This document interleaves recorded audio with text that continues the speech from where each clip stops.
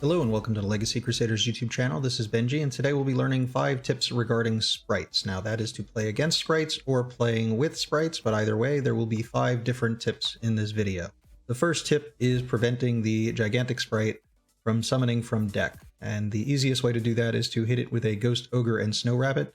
Its effect is a 2-part effect with an also effect. So the first part of the effect, which is to prevent either player from summoning anything other than level, link, or rank 2 monsters, will resolve, but the second part says also detach material, and if you do, summon a level 2 from deck. So if the card's destroyed, it can't detach material from itself, so it will lock everybody into level, link, and rank 2s, but they will not summon a card from deck. And your opponent could play cards to prevent that, but it could be a little difficult to use them. Ciphering Gear Gamma is also very good against the gigantic sprite. Also, if you allow the sprite to resolve, then you won't be able to use Gamma later in the turn, so you're forced and bottlenecked into using your Gamma on the sprite at this point, otherwise you can't use it at all. Infinite Impermanence is also pretty good at preventing the sprite from doing whatever they want to do, summoning anything from the deck or locking you out, although this card may be unable to be resolved if your opponent makes Carrot, although important to note that Carrot tends to not get summoned that often, especially early on, so Imperm's the most likely card to resolve and prevent your opponent from doing anything. If they have red, they could prevent you from ogering or gammaing or nibbing,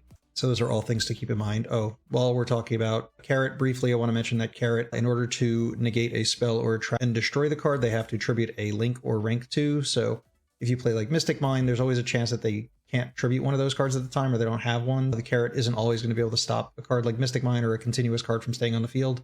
Negating the effect of a continuous card doesn't destroy the card will resolve without effect at that moment, but the moment it resolves, its continuous effect will start to apply.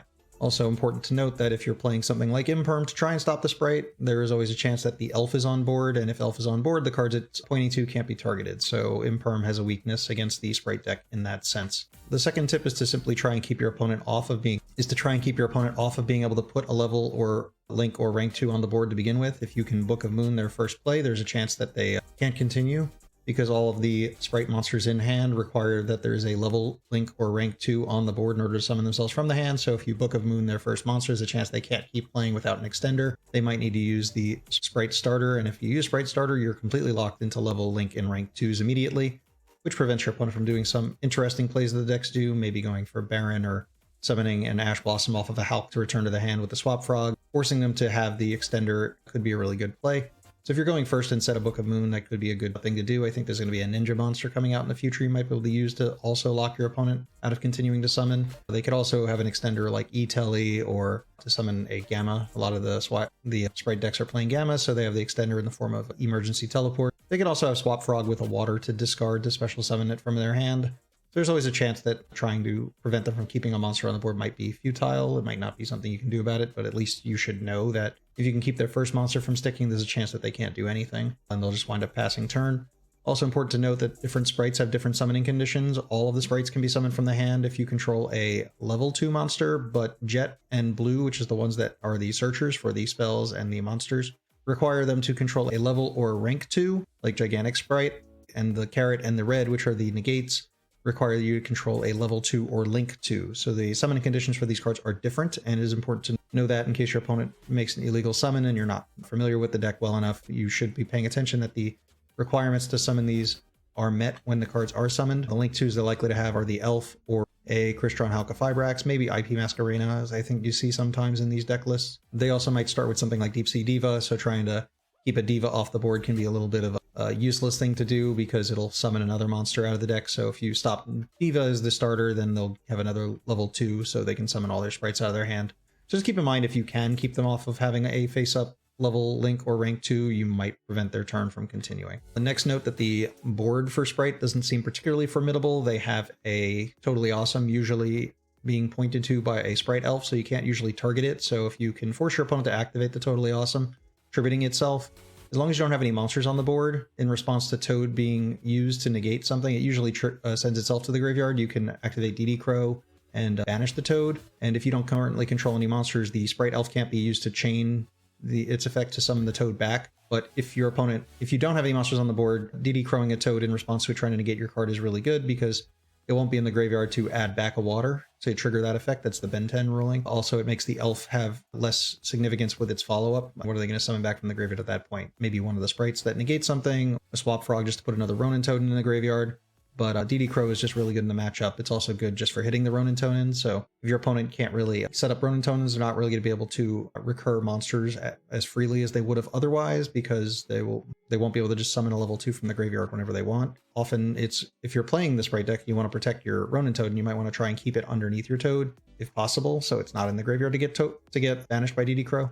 That's just something to keep in mind. Lastly, I wanted to talk about beating the Spright board. It might be better just to play something like Dark Ruler No More or Forbidden Droplet, and you do have to negate the Elf as well as the Toad, because if you don't, then the Toad can just tribute itself or send itself to grave to negate something, even if it's negated already, and then that way it's in the graveyard, Elf can bring it back. If you don't negate the Elf also, you're only stopping one of the Toad negates, so effectively there's 2 Toad negates and they're spread out. So if you just negate the Toad and the Elf, you could prevent both of them simultaneously. So Dark Ruler and Droplet are pretty good at doing that.